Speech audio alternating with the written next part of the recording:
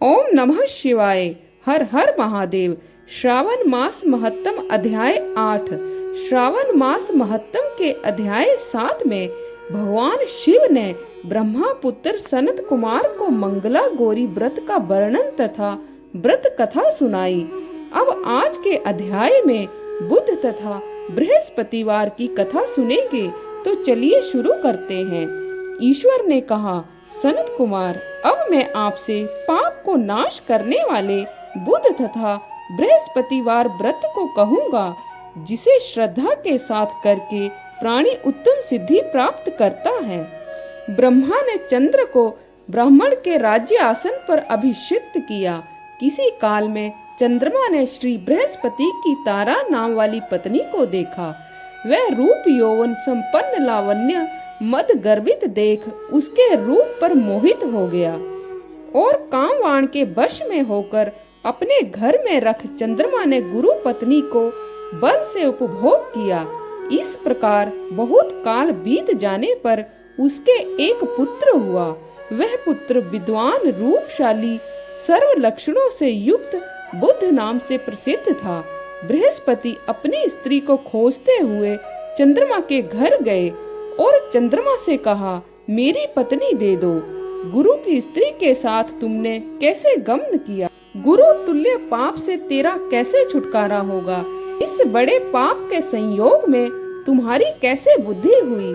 तेरी इस प्रिया तथा अपनी गुरु की स्त्री को मुझे चुपचाप दे दो।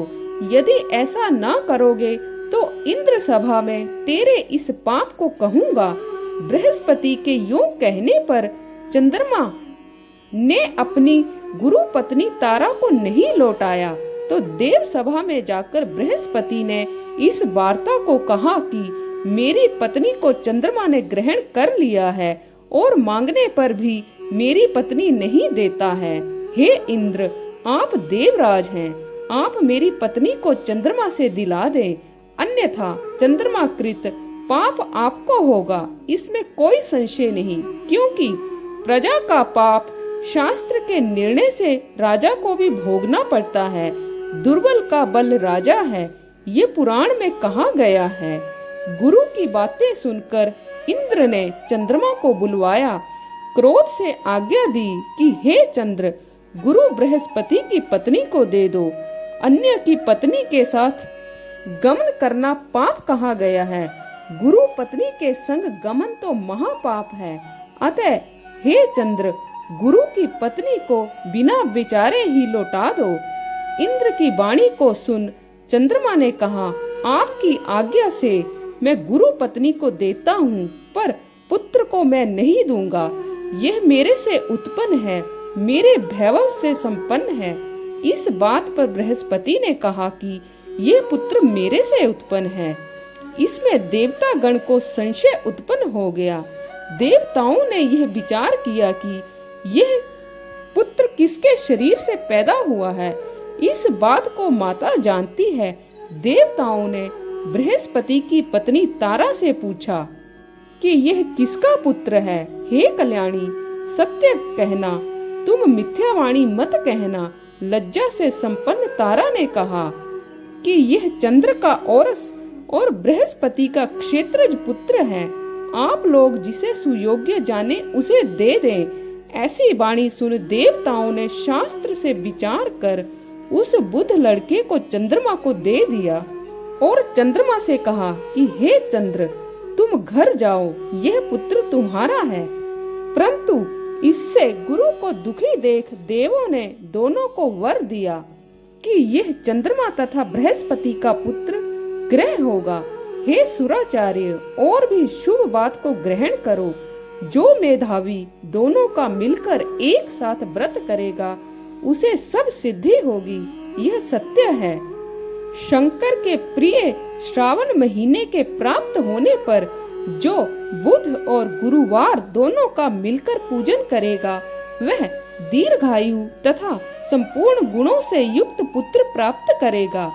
जो प्राणी खजाने में मूर्ति रखकर यदि अर्चन करेगा, तो उसके खजाने की अभिवृद्धि होगी तथा उसका क्षय नहीं होगा। पाकशाला में रखकर अर्चन करने से पाप वृद्धि और देव घर में रहकर अर्चन करने से देव की दया होती है। शयन गृह में रहकर अर्चन करने से स्त्री का वियोग कभी नहीं होता। धान्य गृह में रहकर अर्चन करने से धान्य की वृद्धि हो जाती है। इस तरह तत्स्थान में उसका फल होता है। 7 साल व्रत करके उद्यापन करे, सोने की प्रतिमा का निर्माण कर विधि द्वारा अर्चन करे, 16 उपचार द्वारा पूजन कर हवन करे, तिल घी तथा खीर प्रज्वलित अग्नि में दे, चिचड़ा तथा पीपल की समिधा से हवन कर पूर्ण आहुति कर मामा तथा भांजे को अच्छा भोजन कराकर अन्य ब्राह्मणों को भोजन कराएं और स्वयं भी भोजन करें। इस प्रकार 7 साल तक व्रत करने वाला व्रती सब इच्छाओं को प्राप्त कर लेता है। सनत कुमार ने शंकर से कहा, हे भगवान, आपने जो मामा तथा भांजे को भोजन कराओ ऐसा कहा, इसके कारण को बताएं। ईश्वर ने कहा, हे सनत कुमार, पहले समय की बात है कि मामा और भांजा 2 व्यक्ति थे और वे दोनों दरिद्र थे। वे दोनों भोजन के लिए घूमते हुए थक गए। किसी सुंदर नगर में वे दोनों धन मांगने के लिए गए। उन्होंने उस सुंदर नगर में श्रावण महीने में उसी व्रत को करते देखा, पर बुद्ध तथा गुरु का कहीं व्रत नहीं देखा। उस समय उन लोगों ने बहुत काल तक आपस में विचार किया कि सब जगह सूर्य तथा अन्य वारों का व्रत तो देखने में आया है, पर बुद्ध और गुरु का व्रत होते कहीं नहीं देखा। अतः हम दोनों बुद्ध तथा गुरु व्रत करेंगे, क्योंकि किसी ने इस व्रत को नहीं किया। अतः ये सब इच्छाओं की पूर्ति करने वाला व्रत है और इसे हम सादर पूर्वक करेंगे।